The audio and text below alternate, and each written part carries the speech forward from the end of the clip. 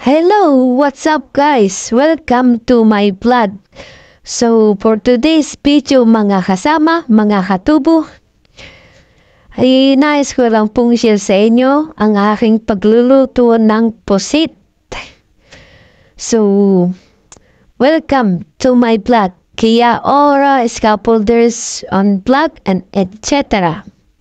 So, ayan nga po guys, kung makita po ninyo, tinaratar ko na yung bawang at sibuyas. So, ang tartar nga pala sa salita namin ay kinayat na ng pino ang bawang. So, ayan, tinalupan na natin ang ating bawang. So, ayun nga po pala ang ating lulutuin, ang pusit. Ang lulutuin ko nga pala ay adobong pusit. So, makita po ninyo guys. Yan po ang aking babaunin bukas. So, ayan, may pagsayaw-sayaw pa ako dyan.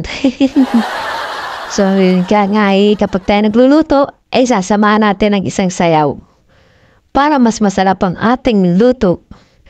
Pag kung walang halong pagmamahal ang ating niluluto, ay ito ay hindi masarap. So, ayan, bago tayo mag-umpisa, punasan ang ating lababo para malinis at matuyo yung matuyo. Ayaw nga pala nung madumi ang ating lababo. Kaya nga sa ating scaffolders ay bago tayo mag-umpisa ay housekeeping. Housekeeping muna tayo para yung mga kasama nating mga trabahador ay hindi sila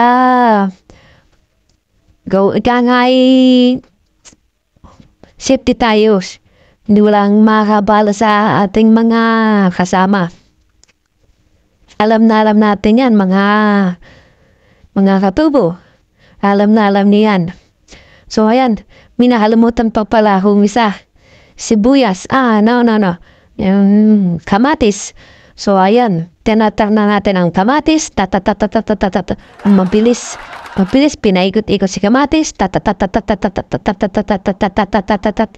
so, ayan, isinahog na si kamatis sa ating kalan. So, ayan, pinunasan ulit. After 5 minutes.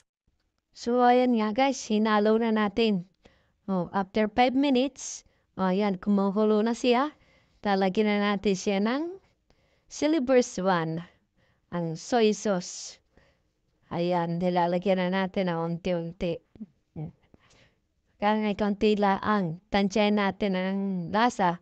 Baka mamaya pagka dinamihan natin ay hindi makain ng ating mga katubo, ay talagang may tapong pen sa ating niluluto.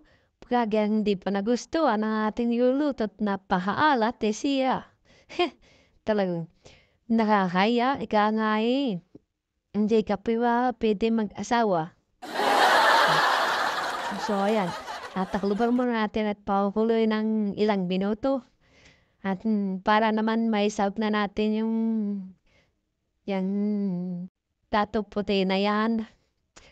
So, ayan, hinintay nga natin siya at kumantakata pa nga ako diyan ng leron sinta, puko ng papaya, dala, puslo, sisigla ng bungaw. Ayan, kita nyo, ang bilis, kumukulo na agad siya. Ayan, talagyan na natin siya ng dato puti.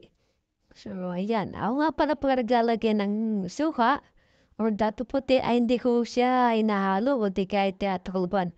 Yan ay para do yung lasa ay kumapit do sa ating pusit o di kaya ay mga laman.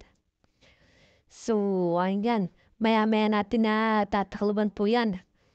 Makikita po ninyo at para po kayong sarap na dyan Kaya nga labasin na ang kanin. So, ayan, hinalo-halo na natin na parang halo kay ube.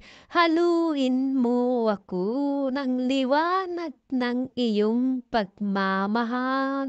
O, ayan, ika nga sa amin ay asne, tekme, tapune. Pero yun po ay wala pa pong nakapagpasarap diyan. Wala pa po yung ating sikreto na ano ba yung ating sikreto? Kundi ang magic sarap. Abasi ang magic sarap.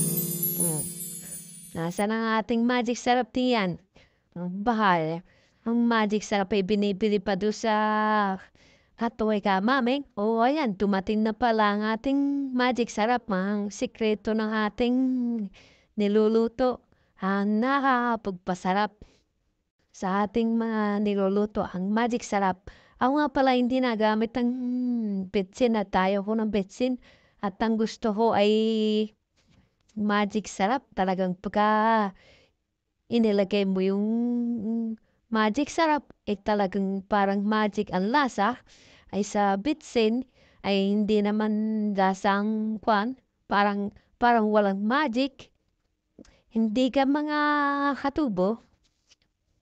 So, ayan, kaswerte mo na makakatikim na rin bukas. Shout out sa mga katubo mga kasama ko bukas dyan sa part-time. Shout out sa'yo, JC, Dudong Ricky. Okay, BPN, shoutout sa inyo mga scaffolders kong kasama dyan. Sana'y magustuhan ninyo ang aking luto. Kaya nga, JC, ay ako sisip-sip sa iyo para ako lagi mong kasama. Hindi, hindi, biro lang naman. Biro lang, ako naman ay hindi kagaya ni Rainy Boy na talagang masyadong swapang. Makikita mo naman sa pagmumukha ay talagang swapang eh. So ayan, tinikman na nga at nag-signal na ng okay daw. Pwede na, pwede nang mag-asawa. So ayan, tinaklubalan natin ang kaunting oras. So ayan. Ayan na ang kanalabasan ng ating adobong posit. Sana'y magustuhan niyo bukas mga katubo. Goodbye! Night!